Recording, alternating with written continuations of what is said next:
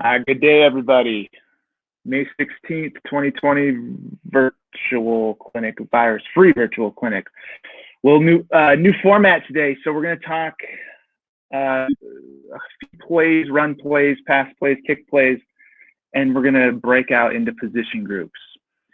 All right, so a little bit of a new format. We're going to ask you to use our, we all have all these new virtual and digital skills now. Kind of fortunately, but unfortunately, due to what's going on in our world.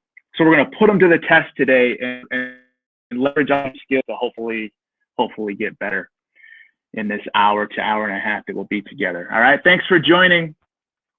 And so let me just go through the quick instructions on how this is going to work. We're going to view the play here in the Webinar Jam module.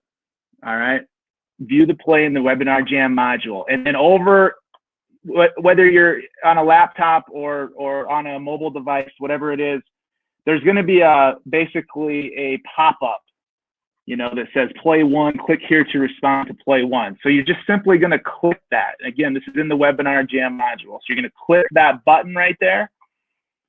And that's going to take you to a form that looks like this. And we're just going to refer to this as our crew consistency form. Okay. So, you'll work the play, you'll view the play here in Webinar Jam. Once you're ready to go out to the consistency form, it'll look like this. Click that button, it'll look like this. You'll select your position, you'll kind of work the play. Each form will be a little bit different, although it'll be pretty consistently looking like this. And then you'll just hit submit, okay? And after you hit submit, you'll have the ability to go to whichever breakout room you chose to work play as. All right, so don't fret. I mean, we're going to give you a lot of chances to select your position before you click the button. You're going to see the play loop several times. The first three plays, this is going to be purely mechanics focused. Where are we looking and when? How do we transition? And then in the breakouts, we'll go into finer detail. So the whole idea today is, work your position, whatever position you want to pick. And by the way, you can change from play to play. It's up to you. Do whatever you want, or you can be consistent. But work your position. You'll work the play when we put it up. You'll select how you're working the play based on how the form guides you. And then you'll simply click a link to go to a breakout. All right. So all the breakouts, we intend to have all the breakouts recorded. So if you want to come back and view another breakout, you certainly can do that. This is experimentation at its finest, folks. So thank you so much for being here. We're ramping up the attendance. I wanted to let everybody kind of get in before we started, because this is what we're trying to do, is almost mimic like a clinic, where you would go. We're all in the main room now, the general session. We're going to break out, but a little different from a real clinic. Here, we're all going to be working the same play, and then we're going to come back and recap it afterwards. Okay? So yes, we do intend to have everything recorded. We intend to have everything recorded. That is our intention. So go with us. Thank you very much for trying this out with us. This is a lot of fun. Again, we get to put our new virtual skills to the test. All right, so let's get rolling. Play one. You should not need passwords for the Zoom calls, we hope. All the Zoom calls are active. The link should take you right to the Zoom calls. So thanks for the questions. We're going to get rolling. So play one. All right, so this is what you're going to select. You're going to select between these positions in yellow, okay? So when the play video starts, work the play from one of the following positions. You're either going to be a referee in a crew of 7, a referee in a crew of 8, you're an umpire, you're going to be either, the line of scrimmage official at the top of the screen, you're going to be the center judge, you're going to be the deep wing official at the top of the screen, or the back judge. So 1, 2, 3, 4, 5, 6, you have 7 options. Pick a position now. Just whatever position you think you want to work this play as. And again, you can change next play, but what position you're going to work. We're going to put the video up. It's going to loop several times. We're not trying to leave anybody in the dust here, okay? So just go with us. but have it in your mind what position you want to work this play as. And then you're going to watch the play, and when the video freezes, you know, you're going to basically, okay, this is where I'm looking when the video freezes, and you'll see what I mean. You're going to have some options to select there. So what I need everybody to do is have it in their mind, lasered in their mind, what position you want to work. Just pick one of these options. Referee crew of 7, referee crew of 8, umpire, line of scrimmage at the top of the screen, center judge, deep wing at the top of the screen, back judge. Okay? Now, we might talk about in the breakouts line of scrimmage at the bottom of the screen and deep wing at the bottom of the screen, but for this play, as you work this play as I put it up, if you want to be a line of scrimmage guy, you're working the top of the screen. If you want to be a deep wing today for this play, you're working at the top of the screen. All right, here we go. Here's the play. So again, you get a lot of chances to see this. And we got a couple different angles. It's a running play. The video is going to pause, and wherever you're working, where are you looking? Right here. Are you looking at 1, 2, 3, 4, 5, 6, 7, or 8? And we're going to talk a lot about mechanics, visual transitions in the breakouts. So watch this. Pretty soon that button's going to pop up, giving you the opportunity to navigate out to the form to select how you're working this play. What position did you pick? Right? You already know you're one of those 7 or 8 options we gave. And now where are you looking in this video pauses? Sideline view, end zone view. The numbers are indexed very, very close to the same. No, the intention is the numbers are equal in both views. So 7 is 7, 6 is 6, 5, 4, 3. In the end zone view, obviously, we just get a little bit tighter shot, so we don't get those outside numbers. All right, so we're viewing a couple more loops, and then I'm going to throw up the link, and then we'll all say goodbye temporarily until we get into our breakouts. We'll go through the breakouts, and then we'll come back. The breakout facilitator will direct us all to come back to this main session. So the key here is don't close this window. Don't close this Webinar Jam window. Leave it open. The pop-up will navigate you out to the form. It'll open a new window or whatever I'm trying to say. Open a new tab, and then we'll be ready to roll. All right, here we go. Now that button has popped up either below the video or to the right of the video. So you're going to click the button, you're going to click out, you're going to respond to the form, and there's votes coming in, so people are rolling. Appreciate it. You're clicking the button, you're responding to the form, and we'll all see you in the breakout. So Brandon, before people break out, we're going to do 10 minutes, and we'll give a couple minutes for people to get back and forth between. So at 11:25, we should be back in Webinar Jam. Okay, 11:25. See you back here. 11:25 Central Time, 15 minutes from now.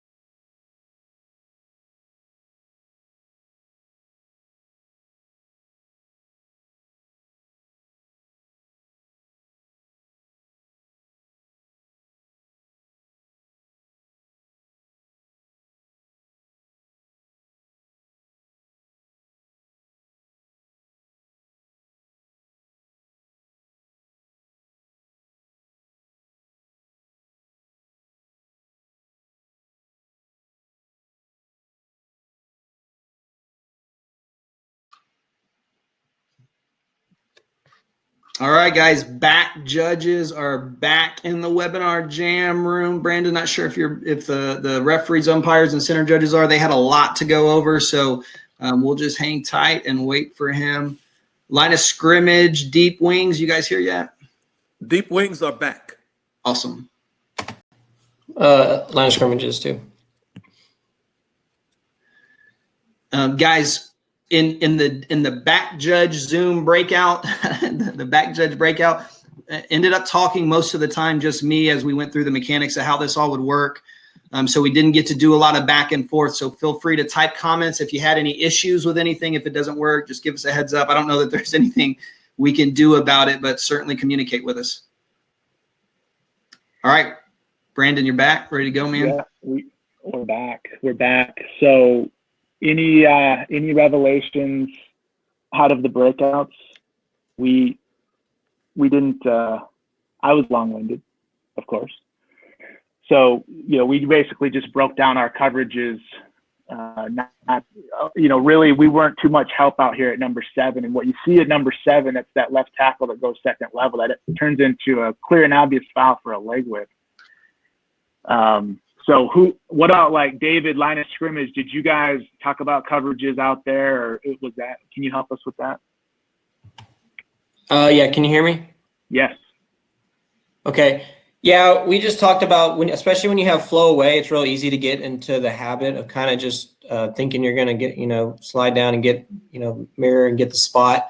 But we just talked about flow away, still continuing to officiate the play, to not get caught up by everything flowing away from you, because we can see this tackle fire out, really out in space. So that really should have caught our attention, and just continuing to work the play and not get too relaxed.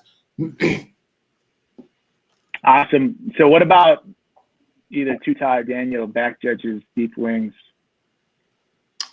I'll hop in real quick, and Tutai probably has more on that backside or top deep wing, but we spent most of our time talking about how we're not going to spend visual energy, if that's a thing. Looking at number 2, he's not really critical to the play at all. We had a lot of folks as back judges that felt like they were going to be on this number 7 block, which is a dangerous thing for us if we're doing that consistently, because we really want to work to get on the front side in front of the ball carrier and work from an inside out orientation. Now we know we're going to be in there in that mess probably with the umpire, but man, he needs help a lot of times. And we talked about this in our very early session about run mechanics, how that's a great place for us to be to support those umpires as they're working in just a jumble of things. So that's really where we would like our eyes to be, if you're okay with that, Mr. Referee. I'm good. I appreciate it. Deep wings? Yeah, so we just talked about having a wide vision. The area number 8 with our one guy, as everybody likes to mess with us about, he really didn't do anything during the play. So if we have a wide vision, we hope to get that foul. Now, if we're going to sit here and say, yeah, we're going to get this foul every time, that probably wouldn't be an accurate statement. But if we work to widen our vision, we can hopefully get this foul. The other thing we talked about, we talked a little bit on spotting flags. And we also talked about, let's say we don't know that number. Who would we talk to figure out the number? And we talked about, if we lose the number of the left tackle, we know the center judge absolutely is going to know the number of the left tackle, or somebody else on that crew, probably center judge. So we go to center Line judge. Okay, and line judge as well. They're going to know that number. Hey, what number was the left tackle? I got a leg whip, but I don't have his number. So that's the other thing we talked about. Awesome. Yeah. And, center judges, we had a couple center judges that thought, even with the video froze right where it was, that they'd be following 7. And we appreciate that on this play, because really there's not much else going on. But really for the long-term probabilities and success of working our running game from the center judge position, we probably want the center judge to transition down more to the backside of the point of attack instead of out at the second level. So we're, especially referee center judges, we're not too used to following tackles to the second level. unless all other conditions are met. So we do appreciate some of the center judges, keeping their eyes out there, but as a matter of habit, I feel like we're going to probably miss more if we follow tackles to the second level. We're going to miss more inside if that becomes our habit. All right, so let's move on. And there was how we had it, and it was really an interesting. Our umpires were amazingly consistent at where they'd be looking. Now, frankly, it wasn't that difficult. So hopefully, but there's a lot of good whys on why they would be looking there. And then center judges are very consistent. I tell you what, the referees were pretty consistent too. We challenged the referees more because 3 and 4 is a little bit of really work both of those. So we talked about really prioritizing 4 in terms of an inside out mechanic. All right, guys, anything else before we move on?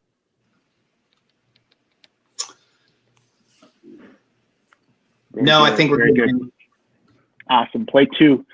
All right, similar format, but this is going to be a pass play. So again, we're going to pick our position. Going to try to give you plenty of time to pick your position, and you'll see the play loop a lot. So it's really the same setup. Are you a crew of 7 referee, crew of 8 referee? Are you an umpire? Are you line of scrimmage at the top of the screen? Are you the center judge, deep wing at the top, or the back judge? Okay, and it's going to be the same type of setup. So we're going to watch the play, and then where are we looking at when the video freezes? And we're expecting some interesting results. We'll try to. We also have available the full play like we just showed. So when you want to see that full play, just let us know. But we're not going to give you the full play before you. We're not going to give you the result before you work the process. Boom. All right, here comes the play. Play 2 cut.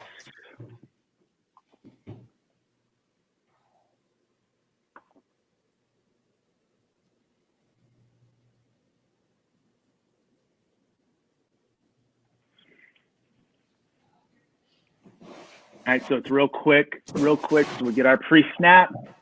Then we want to know, have we transitioned? Have we not? What are we looking at?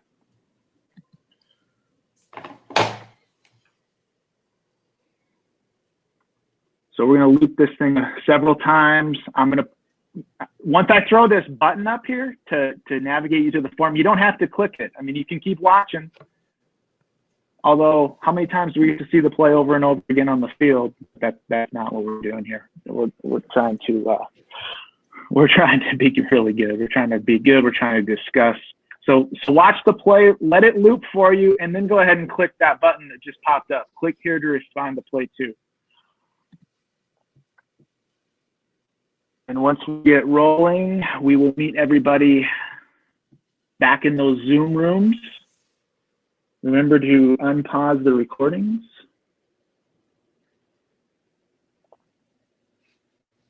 All right, so we got a ton of votes already rolling in, guys, to the forums. So, we'll just keep this play looping out here. Tutal, what's our time? 11:45. That's a little tight. We can do it. That's tight. 11:45. Be back to the. That's too tight. Okay. 47 maybe. 47. People can't count on odd numbers. 46:30. What? Let's see at 47, maybe 50. All right, 50 it is. All right, have fun.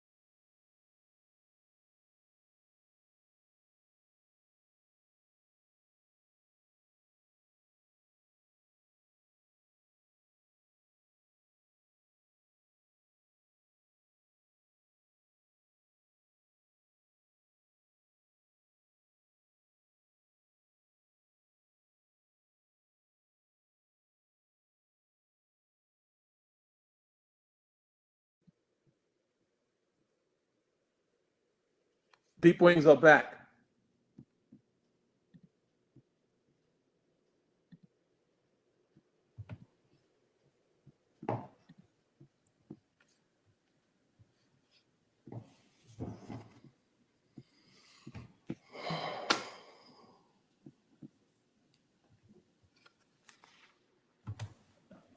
There's no way the back judges could talk that long about this. Did they even have anything to look at? Oh no, they were looking at the play clock. I forgot. I'm sorry. Yeah. They're counting 11.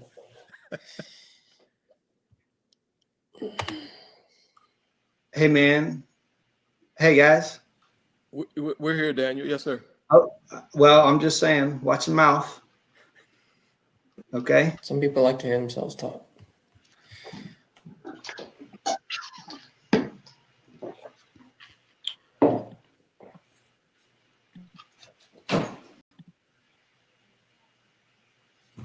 All right. Referees are back. So are the umpires and center judges. Somebody needs to mute.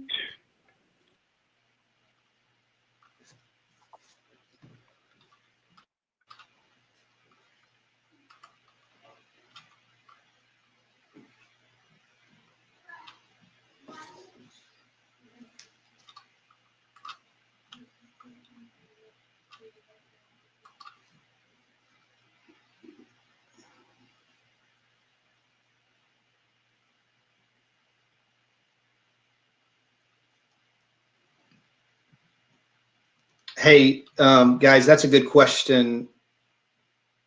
From just a mechanic, or not a good question, but a good point from just the mechanics of this whole thing. If when we get back into your room, into the webinar jam a little bit early, let's try to keep the talking down, because the other folks in the Zoom sessions will hear you through the webinar jam, if that makes sense. So Yeah. just mute. Just stay on mute. yeah, right. I think we've got everybody, Brandon. Yeah, I think we do too. So let's start with the back judges this time. Interesting play, Yeah. I think. You know, talking about transitions visually and how much can help out there, or how do you work the play? Yeah, it was, and we crushed it as a group. We're super consistent on this play. You know, not that it's overly complicated, but we're going to have that initial key. Our initial key is really in a threat position throughout the entire span of pre-snap to the point where we paused it and we put up our numbers. He's got a defender really close to him, and he's going to try to block down on him, and that block's going to be really critical to what the offense is trying to do on this play, and that's get wide either into that alley or to the boundary. So when you pause it, I believe it was number 3, that's just exactly where our eyes are going to be again from pre-snap throughout that action. And now we talked about as the play develops, you know, at some point that's going to cease to be a threat, and there's the potential for us to clear that and then work out wide to that number 1 receiver at the top, which isn't something we do very often. Just because we're working that inside out orientation. But as you transition, there's nothing in that free space. So we feel like potentially if we're able to clear that block, feel that that action is now free from foul, that we could transition out there to help that deep wing with his one guy. Yeah. Nice. Hey. We owed you that one. Hey, but no, I think this is a good deep wing play. You look at this on the surface and say it's simple, but there's a lot of things that can go wrong. And there's we talk about process over results, but if we don't follow a very good process, Tuta, we're going to have a really poor result on this play. So what did you guys come up with? Yeah, so we talked about actually the number 3 block, because if you look at pre-snap, our key is not threatened. And a lot of times we say, okay, well, we can look in towards the line of scrimmage and see what's going on. But if we are not disciplined enough to realize when our key gets threatened, we need to hurry up and get back there. We could get caught looking at that number 3 block, the one that the back judges were looking at, and then we would end up missing what actually happened with our primary responsibility. So we talked about making sure that once that threat becomes, even though he wasn't initially pressed, making sure that we recognize that it becomes a threat. We need to immediately switch back out there and see it. Yeah. Anything about physical mechanics, movement on this play? No. We talked Well, about in general not necessarily having to move if we don't have to move. And on a play like this, where the pass is really going to the boundary, whereas a lateral play and not a vertical play, we really don't have to move that much. And we talked about that mainly on the first play, and I forgot to really talk about it on this play. But in general, the action kind of dictates how we need to move. And on this play, since it goes lateral instead of vertical, we really don't have to move that much until necessary. Yeah. All right, cool. Line of scrimmage, some transitions for you guys too, huh, David? What'd you come up with? Yeah, one thing we're preaching in line of scrimmage is how we transition faster really than anybody. Probably, obviously, it's the hardest position on the field. The best officials work there, but I was actually shocked by the analytics of this. We had a lot of people wanted to see that back out of the backfield, and just from a visual standpoint, we're going snap, tackle. You see the back judge's key crash down. That has to get your attention because there's a threat for a foul there. We talked a little bit about how it's okay that there's two eyes on that, the back judge and the line of scrimmage official. There's nothing wrong with that. Our key, the back, is not threatened. And the assumption was that most people wanted number 2 because they wanted to look at forward backward. But we talked about the alignment. If you see this his alignment is already in front of the quarterback. Quarterback standing on a big line. There's really no reason we should have any doubt about this being a forward pass. He doesn't do a large looping motion at the snap. And we just talked about not wanting to have eyes on something that's not a threat. Some people were talking about seeing him. So then we talked about the transition, okay, from number 3 to number 1, which is obviously the line of scrimmage official on this play did a good job because he actually calls the hold. But again, people were talking about ensuring that the catch is made. Well, he's either going to catch it or he's going to drop it, right? So we don't have to have eyes on that. Once we clear that block by the number 3, we can get out in front of this. We can still see the catch out of our peripheral, but there's no reason to have eyes on it solely just to ensure that he's catching it. So the line of scrimmage guy here does a good job at getting out in front of this and seeing this hold. Again, that's just the nature of what we do with our transitions. He throws a hold on a deep guy's key, and that happens. There's a little discussion on the tackle. Somebody said, well, that tackle crashes down and he looks like he's grabbing there. I want to make a point. We say snap tackle, we say that so much, especially in 8-man. That tackle's going away from you. When you go snap tackle, you're really just making sure that tackle doesn't go low and there's no potential for a chop. You're not going to throw. This tackle is going away from us. We're not going to throw a hold on an interior lineman like that unless it's just really obvious at the point of attack. So let's not get too wrapped up in just staring down these tackles. We transition off the tackle really quickly, 99% of the time. Yeah, it's really just to get your read, and you pick up something, but I haven't seen too many fouls called by line of scrimmage people on tackles right after the snap, unless it's like you said, a chop block. So good stuff. Good line of scrimmage breakdown. So referee, center judges, and umpires. Our umpires were spot on. I think they're becoming the class of the session today. They know exactly where they need to be looking and why. We had a little bit of a debate. Of a debate between, center judge positions. Should we be looking here? Should we be looking at your initial key left tackle? Are we staring down the quarterback? Can we get all the way over to this threat that emerges? And so good discussion.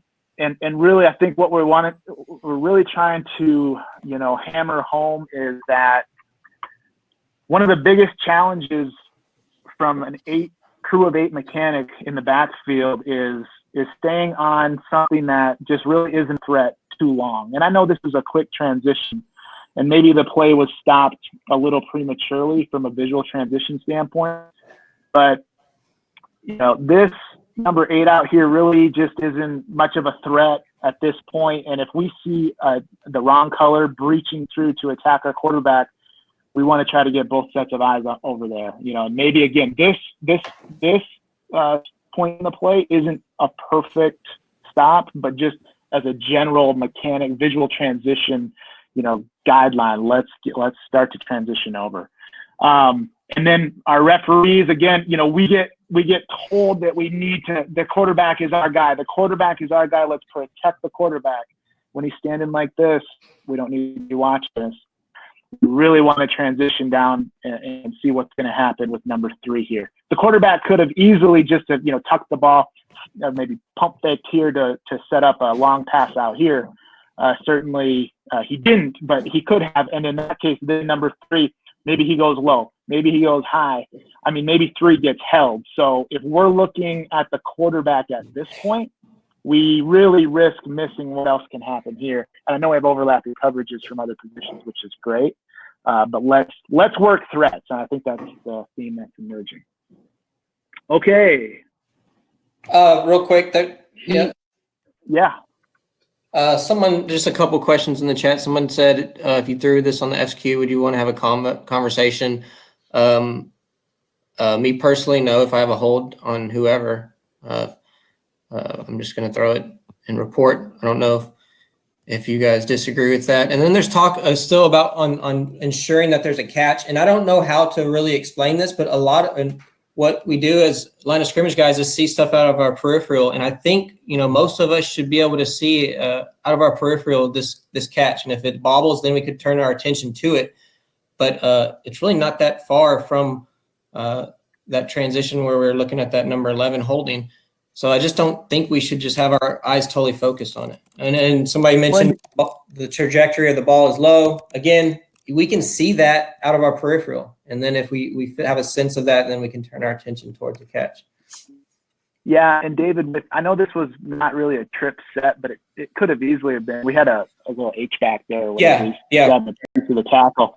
But now, if you're working this line of scrimmage from over here, we're transitioning into having them responsible for forward, backward, and I know that's sometimes that's a tough ask with IDP as well. But if we got trips to one side, then really the opposite line of scrimmage guy has to take on the responsibility of forward, backward to allow the play side line of scrimmage guy to really work his matchups. Don't you agree with that?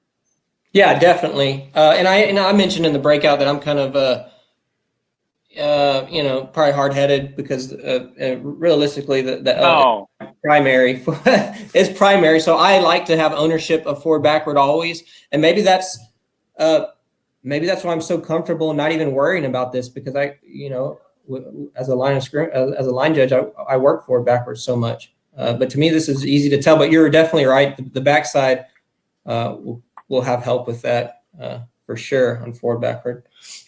We're going to be way better when we don't watch unthreatened players either run with the ball or catch the ball in space. If the ball, I agree with you. If the flight of the ball is low, we'll feel that, we'll sense that out of our peripheral, and we can adjust and then make a spontaneous judgment. But if he just throws it to this player, there should be nobody watching this player catch the football. That is empty mechanics, and we don't want to do that. So really good breakdown. Let's move on. We're going to play 3. All right, play 3. Now, I got to map the positions a little differently on this play, okay? So there's going to be another slide that pops up. And it's going to be the same. Now, this is a kickoff play. So a little different, bodies flying everywhere, right? So what's going to happen? What's going to happen is the play is going to freeze at some point into the kickoff play, and we're gonna select who we're watching. Okay, here's what we're gonna do. Go with me. God, is this? Are you serious, calculus? Yes, I'm serious. This is really simple. The umpire is at the top of the screen. The back judge is at the bottom of the screen. We need both we need to work both sides of the field on this play. So if you're a deep official and your last name is A through M, just work the top side. If you're a deep official and your last name is N through Z, work the bottom. Same thing with the line of scrimmage. Todd, that wasn't that difficult, was it? Oh, yeah, no, it's perfectly easy. Thank you very much. You Perfectly explained easy. it great. Deep officials, deep wings, and line of scrimmage. If your last name starts with an A through an M, work the top of the screen. If your last name starts with an N through a Z, work the bottom of the screen. Referees and judges, you know where you're at. All right. So now in this one, crew of 7 referees, crew of 8, we're not going to distinguish. We're just going to be a crew. All right. All right. One last time. Deep officials, line of scrimmage officials, A through M, last name, work the top. N through Z, last name, work the bottom of the screen. Here we go. Is this fun or what? Play 3. Brandon, you All may have right. said, So it's going to. sorry if I missed it, but are center judges just choosing back judge or umpire for this play? No, center judge should have their own. Oh, they. Yeah. We are an equal opportunity, position worker here, Daniel. Center judges will be center judges. Awesome. Very good. Thank you. Kickoff, green field, green jerseys. Uh-oh, that's all right. Watch these matchups. So the play will loop a lot. I won't even put up the button yet. Watch these matchups. We got a lot of opportunity to watch.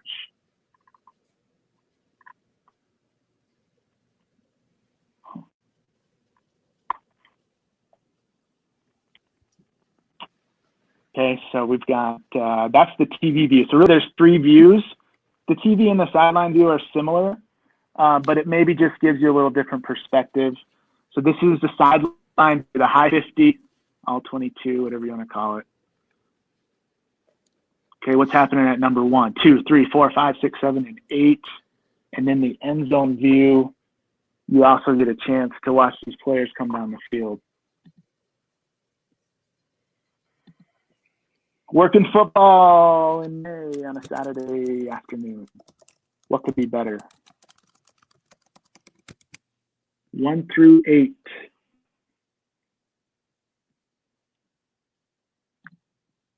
All right, I'll launch the button right after this one.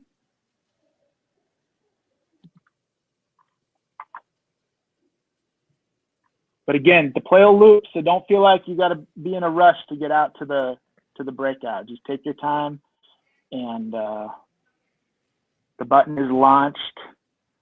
Just take your time, whatever you need to do. Again, A through M, you're working top of the screen. N through Z, you're working bottom of the screen. And votes are already starting to fly in. Tal, what's our time? I got fussed at the last time. I didn't give enough time. So let's say 12:20. Beautiful, beautiful. We got 14 to 15 minutes. And it might be 25. I'm just kidding. All right, have fun on the breakout. And just leave your webinar jam on mute until all the breakouts are over, please.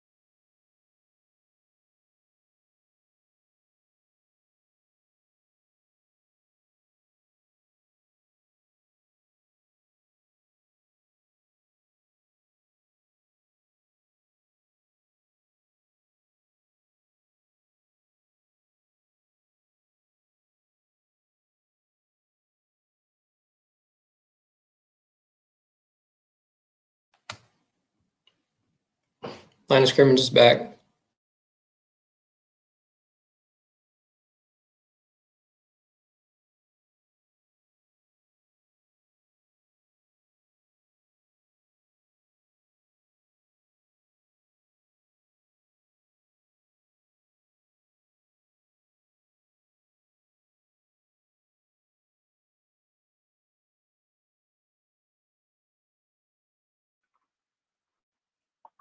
Referees, umpires, and center judges are back as well.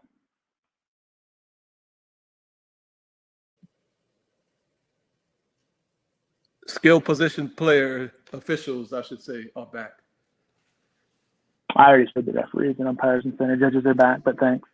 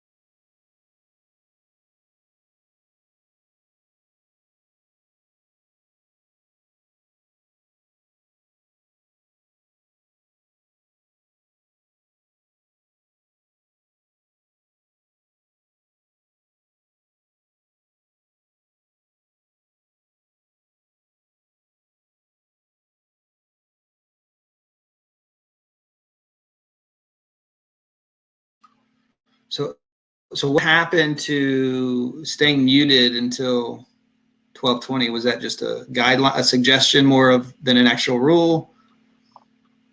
Throw the flag. Flag on play, brother. You're back? Yeah, we're back. We're back. Okay, looks like let's start with line of scrimmage. You had a little bit of discussion, it looks like.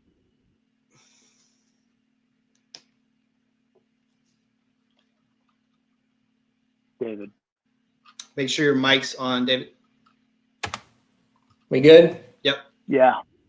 Okay. Yeah, we were all in pretty good agreement. We talked a little bit about how, like you said, kickoffs are so unstructured, and it's a different perspective for line of scrimmage guys because there's so much space. We're not really used to that. We see things happening way far away. We talked about how the covering official will watch the catch and him advancing across the goal line, but immediately when that happens, we want to get our eyes way downfield. Really, I would probably be looking right when he crosses the goal line. I'm winding it, and then I'm looking anywhere from the 30 to the 25. Okay, because that's the first threat. The guys at the 18 and the 15 are not a threat, so I'm letting that come to me. And we talk before we, talking about coverage as far as the analytics and what we picked. We're in a good spot if we get our eyes downfield to see, reverse takedowns and things like that, 20 to 25 yards away from us. So we just talked about not being apprehensive on throwing our flags if we see that type of action. To me, it's kind of fun being a gunslinger, picking up something that far away. But anyway, as the play progresses, most agreed that we would be on number 6. But with that being said, I would stress that, we have to see multiple blocks. So I'm of the opinion that we would be able to see number 5 and number 6. Okay, they're right near each other. We talked about seeing number 6 initially because he had bad hand placement with his right hand outside the frame. But we still have a feel and should be able to see that block by number 5 as well. Looking at the David, real quick, that's huge. We talked about that.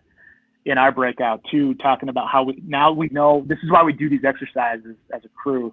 If we know we have support, and talking about from the referee position, if we have support on 5 and 6, which are those 2 outside blocks to the right on the end zone view, then that allows us to get our vision more inside faster, which is what we need to do predominantly on kickoffs anyway, and would have really helped us on this play. So go ahead about now near sideline of scrimmage official. Yeah, so near side, just initially, we're not even watching. I don't ever see, I wouldn't see a fair catch signal or anything from this guy because it's not even close to me. So I'm already way downfield, on this kickoff. And then as it progresses, again, I'm so far away from the action. I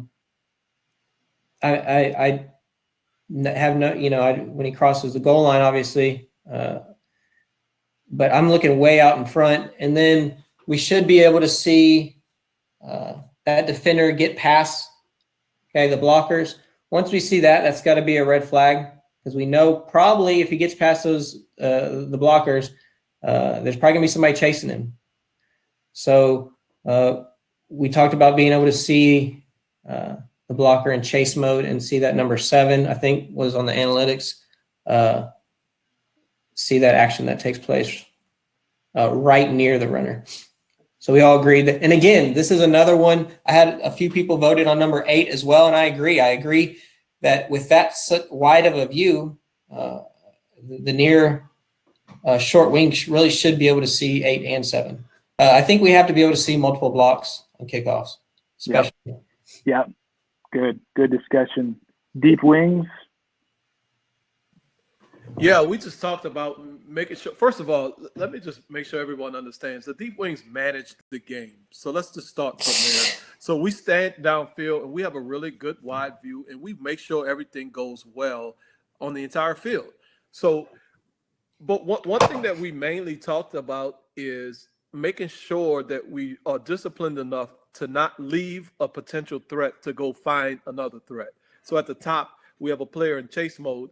I think that was number 4, area number 4, as it's set up. And we need to make sure that we see the block on that player that ends up in chase mode. At the bottom was also very similar. We had a player engaged. We need to make sure we stay with the player that's engaged. I don't remember what number that was. Let me see. Was that number 6? Here, I'll put it up. I'm playing it on my iPad. Here you go. I got it. 4. Yeah, there you go. Yeah. So okay. I'm sorry. Number 4 is at the bottom. Number 2 is at the top, and those are the 2 areas that we need to make sure that we're focused on as deep wings, and we don't want to go looking for something else to work if we have something else already in our lap to work. So that's basically what we talked about. We talked movement a little bit as well, but yeah, that's what we talked about. Awesome. Back judges. Yeah, nothing unique from the things the other guys have said. We spent a lot of time talking about physical movement and getting in position to officiate this play. We probably will have our eyes as a group on number 4. Although I mentioned I can see myself getting a little bit deeper into that block at number 8. Also, it's really hard when they're running away from you at full speed before it sets up into a return to officiate multiple blocks from that perspective. At least it is for me. Now, when they start to fit up and it's more of a running play, then we can widen our vision a little bit. But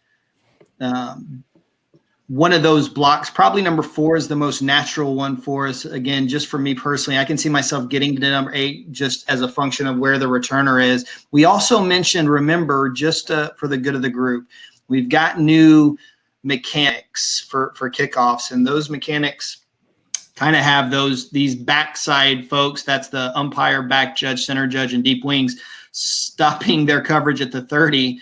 And the mechanics are great. No issue with the mechanics, but they're guidelines, and we have to officiate the play that's presented to us. So certainly feel comfortable as umpire, back judge, center judge, officiating action around the 20-yard line, officiating action even to the 15-yard line. Want to make sure that we're not constrained by that, and we're just officiating the play that's presented to us. But yeah, we expect to be on number 4, maybe on number 8. Hey, Daniel, can I make a comment about that? Yeah, absolutely, please. The new mechanics regarding, and I guess that's from when we were talking about looking for two-person wedges in the early stages of the kick. Right. Well, so anybody who's on that's a supervisor, please close your ears. I did not do that at all because that was a waste of time, and there literally were no wedges. So I just continue to work my mechanics the way I've always worked. Yes. And I'm going to find my threats. I'm ignoring those mechanics because they don't even make sense. Right. You're way more rebellious free thinker than I am, but I get it. I mean, if you look at kind of what's drawn up here, if we just stuck, and I don't think the intent of those was to be absolute at all, first of all, from the coordinators. But if some of us did actually, you know, we see a diagram and we think, okay, that's how I got to officiate. Yeah. Well, look at how silly that would be. We've literally got 3 players out here, you know, beyond the 30, and we've got what's 22 minus 3, 19 players back in the, you know, yes, 19. So I just did it. Thank you. I appreciate that. So let's not take every diagram we see as absolute, and we're good enough to dynamically adjust how we work players. Because if we said that our, you know, umpire, back judge, center judge, field judge, side judge, if you were constrained to only work in the 30, that, you know, nobody in their right mind, this play would show how silly that is. So very good. So we know that from a umpire perspective, you know, we said that you would have this hold. I mean, it's an obvious hold. So umpire, you'd have the hold here at number 1. Even as this, you know, video goes, it's like how the challenge really is: make the call, get the number if you have to, and then can you go find something else to officiate? So that's the challenge there. A lot of our center judges thought that they would be there too, and so we kind of had a dialogue. Stacey Harden helped us out, which is really good, saying, yeah, I mean, gosh, that probably will jump out, but whoever don't leave a threat to find a threat, it's like we would really like the center judges probably working down in here and get in the habit of just getting deeper with your vision. All right. Referees, you know, we talked a lot about reading what happens with the kick. So when the kick is out into this was in the deep side zone, this kick was. When that's the case, we know that a lot of these blocks are just going to kind of be catch setup blocks, whereas a lot of the flow coming this way are going to be chasers. And that's basically how the return team is going to set up. It's just hard to catch guys on this side of the field. So with that said, and I'm so happy to hear that David said we have support to 6 and 5 here from this line of scrimmage official. Referee needs to work to prioritize the inside of the field. And it's very easy to come off, you know, working we saw as you know, because we have to work the fair catch and then we have to work the potential for that wedge, which neither happened, but we have to work it. It's very easy just to almost be a little bit lazy and go right here to number 6. We really want to try to prioritize the inside of the field. All right. So that was the discussion there. Anything else on this play before we move on? Yeah. Can you talk a little bit about chase mode and you know what that means? Some guys might not understand that, because I can understand if you're the off short wing and you see that and you're not fully understanding, you know, chase mode, it might be, I don't know, I can't, you know, it might make you a little apprehensive on throwing from that far away. Yeah, you can see this clear and obvious block in the back right into 15. So how do we work our process of identification to pick this up? And you know, David broke it down really well coverage wise. So now if we know that that's this player's chasing, chase mode is basically a player chasing another player. And so as it pertains to illegal block in the back, if we want to talk about what that means, you know, and this is national philosophy. This isn't just, you know, part of the country philosophy, conference, whatever. This is national philosophy. If any significant contact at all occurs, player who's chasing another player like this is chase mode. This is from a chase position. if any significant contact occurs, even if there's some in the side, if there's forcible contact in the back and he's in a chase position, then, it's likely to rise to the level of a foul for the legal block in the back. What would you add on chase position? It's important to identify chase mode early and not have it surprise you. If we just see the contact, it can become an optical illusion to us. But we see the guy chasing and we see contact in the back, there's a good chance it's a foul.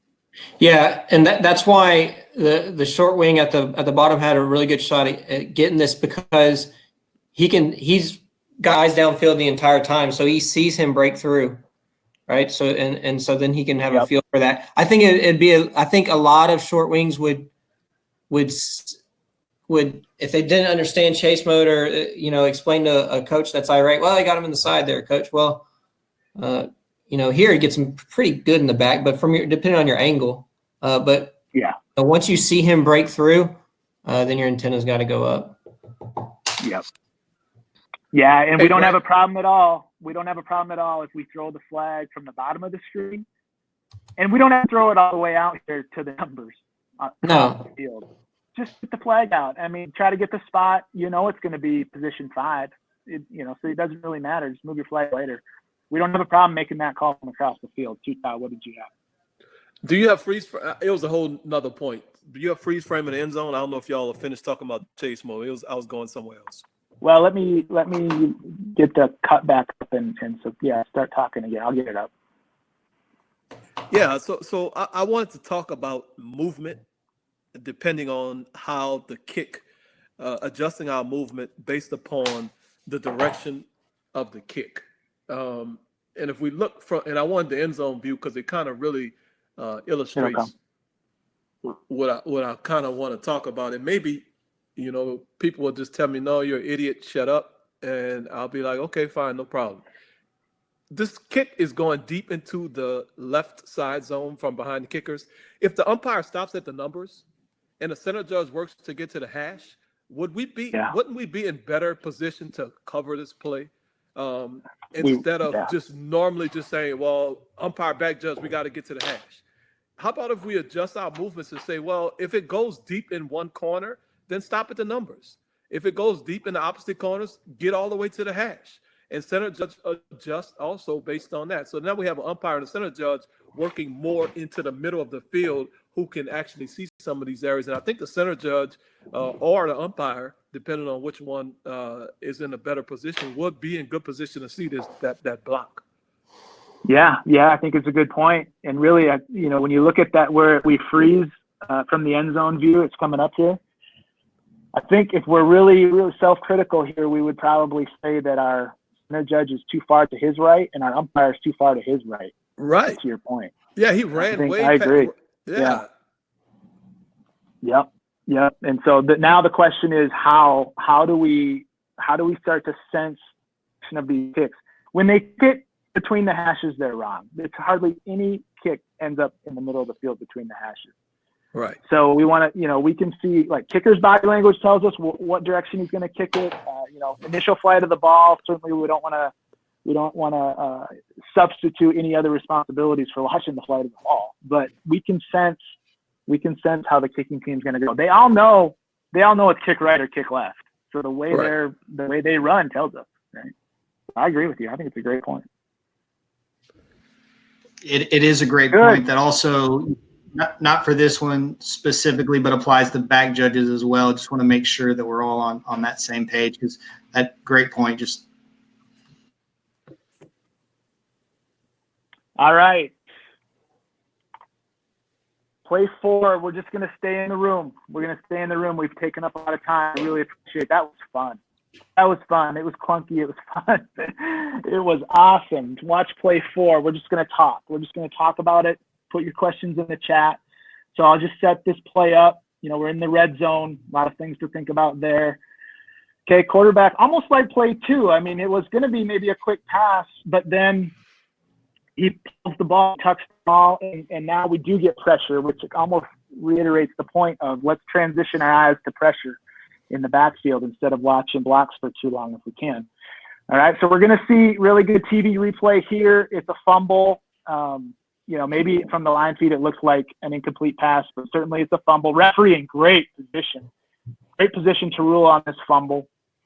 Huge threat to the quarterback. Okay, now we get a recovery. The defense, number 25, attempts to recover the football, trips over his own player, and now the ball's out again. So, oh my gosh, so a lot going on here. So we're going to rule fumble, certainly fumble by the quarterback. That's our ruling. Now we have a decision to make. Did number 25 of the defense, did he complete the process of the recovery, Daniel? So, we talk about catching the football in the process of the catch, but really this is the exact same principle. So what do we want to see here in terms of recovering this football? Yeah, I think this is a great play for us to talk about the process of the catch. I don't think we've done that yet in any of these sessions, so good play for us to look at. No, we beat this up pretty good, but with good reason, because it's a tough concept and it requires a lot of subjectivity. So we want to hone our skills and get consistent. The point we want to make sure we drive home is that the process for completing a recovery is the same as the process for completing a catch.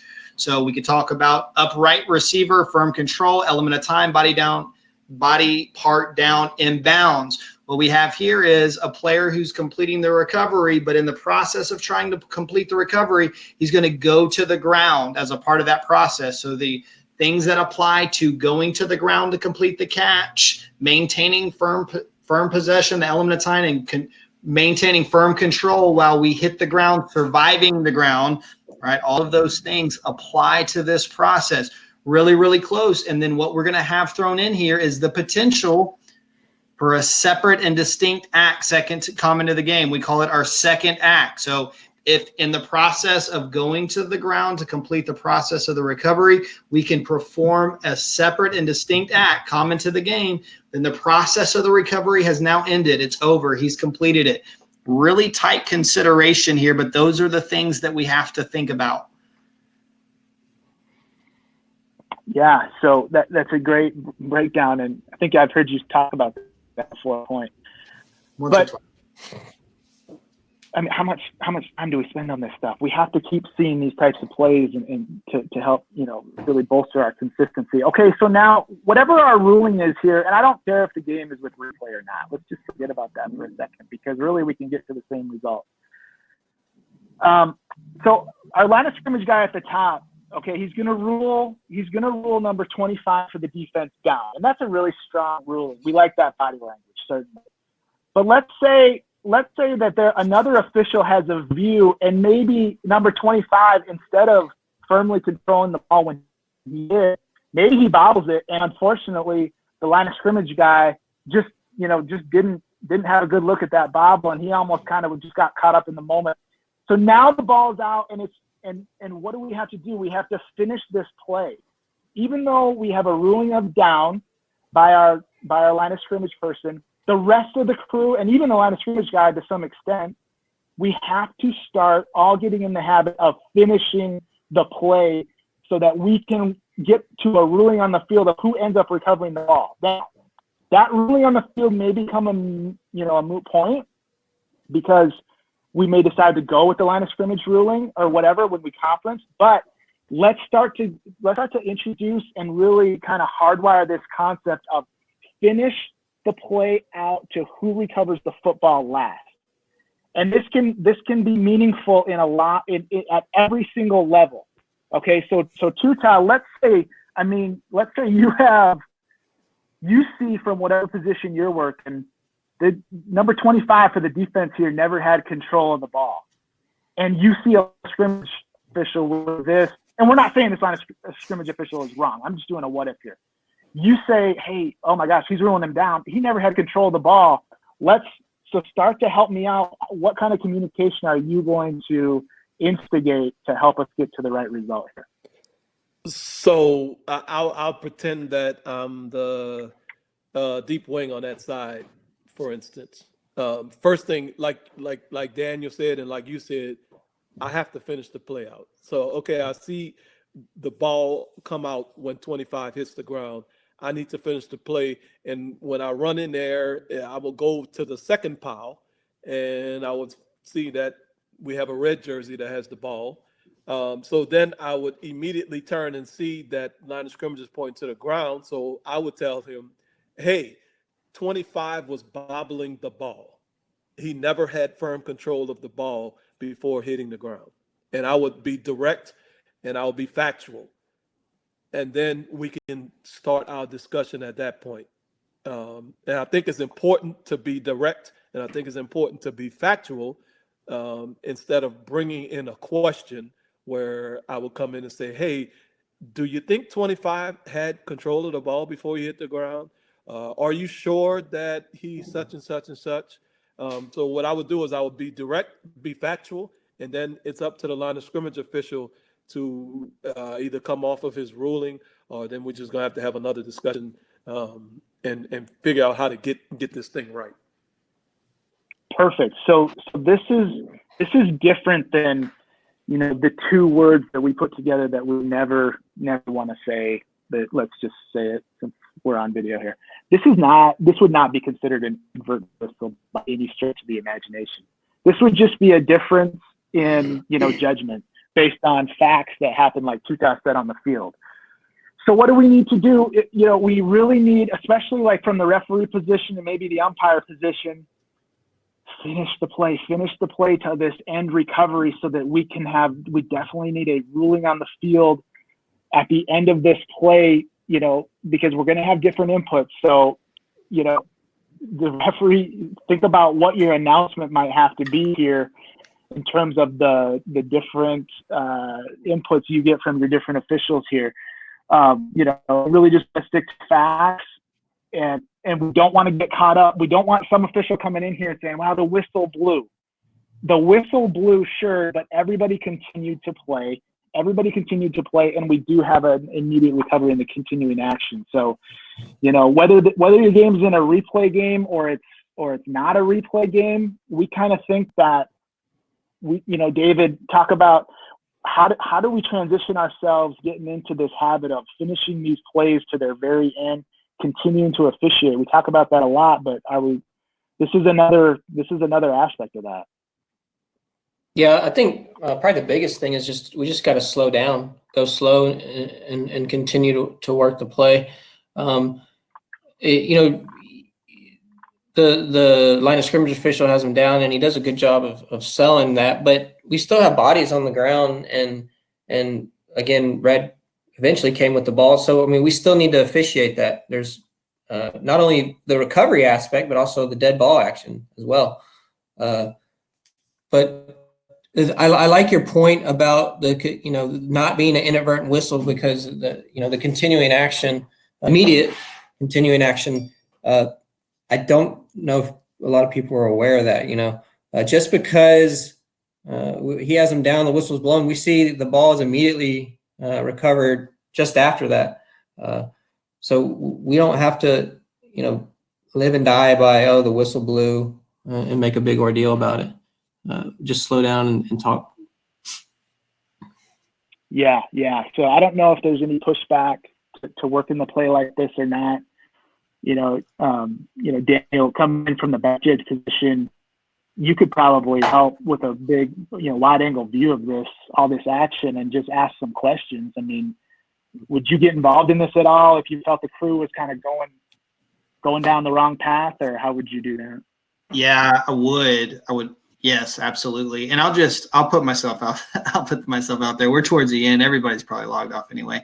From my perspective, just Daniel, again, the disclaimer, no official guidance here, but this would not qualify as a second and distinct act in my mind. I think this guy is tripped and he's falling down, and he kind of lunges and reaches out as a function of just falling versus performing a second and distinct act to that. All right. So I'll just throw it out there in case you're wondering. Certainly very tight, and don't have any issue with someone having a different opinion from that, but that's where I'm at. And the reason I bring that up is because as the back judge, when I see all of this, I'm thinking about this a lot during the game, a lot during the week, this idea of completing the process of the catch. So I should be triggered immediately when I see the ball pop out, or have a sense that the ball's popped out at 25 hands, to come in and say, guys, remember, He's got to complete the process of the recovery. Are we sure that he did that? Did he survive the ground? And we say, well, don't ask questions, only come with factual. And there's a place for that kind of thinking. But in this kind of situation, we need to prompt thought processes for the officials who are making the ruling. We've talked about that a lot in our sessions. The adrenaline's pumping. There's a lot going on. We need somebody else to come in and prompt this thinking. And so I would absolutely come in and try to help us put together, did we complete the process of the recovery? And if the answer is yes, he did. He hit the ground and the ball popped out. Ground can't cause a fumble. We're done. That's great. I'm not making that ruling or changing that ruling. I'm just facilitating the thoughts is what I want to do. Because then if the answer is, crap, you know what? I don't know that he did. That's a really good point. I saw he had it and then he hit the ground. I think probably not. So now we can start piecing all this together, and the point of us continuing to officiate is going to come in and save the day. Yeah. I just want to reiterate, this would never be worked as an inadvertent whistle. This is not an inadvertent whistle in any stretch of the imagination. With continuing action where a lot of potential judgments are available, okay? And so we just need to get to a ruling. And look, if we decide that number 25, like Daniel said, completed the process of the recovery and he's down, then that's our ruling. That's fine. But we just want to get in the habit of finishing these plays all the way to win. Number 75 in red here secures the ball on the ground. Okay, and that's with replay or not. Don't get. I know we've got some pushback in prior sessions. Well, not every game has replay, and certainly this would apply to games without replay. And it's the play, communicate, get to a ruling on the field, and let's go. This is a great play, guys. Take this back to your crews, your groups that you work football with.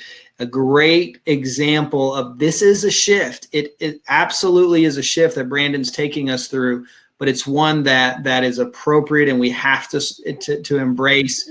But it's something we got to work through, and these kinds of plays are great examples of that idea of officiating the continuing immediate action.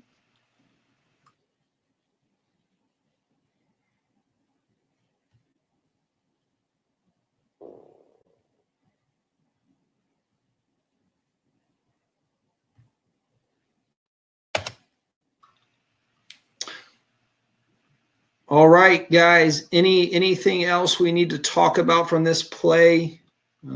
We beat it up pretty good. A lot of stuff going on. Hey, Daniel, I'm kind of just looking at the clock a little bit. 1 hour, 53 minutes, 39 seconds. Yeah, I think we beat a lot of stuff up pretty good. We did. Man, you are a great clock guy. I tell you what. All right, Brandon, are you still with us? We might have lost Brandon's audio there. If not, I'll go ahead and close us out tomorrow afternoon. What time are we kicking off? We got another rule session. What time? Noon, 12 p.m. Central time, 11 Mountain, 10 Pacific, 1 o'clock Eastern. I can't do Germany, England, Brazil. I have no idea what time it is at those places. All right. Going to be a good one. Guys, listen, thanks so much again just for spending your Saturday afternoon with us. Really appreciate it. This was fun. I know there's, like Brandon said, a little bit clunky at times, probably had a technical difficulty here or there, but wow, what a cool concept. Thanks for going through it with us. We're going to do this again, try to continue to work through the breakouts and refine the process, but appreciate you guys. Everybody have an awesome weekend. We'll see you tomorrow. David, Tutai, any closing thoughts? No, sir. Nope. All right. Thanks, guys. Take care.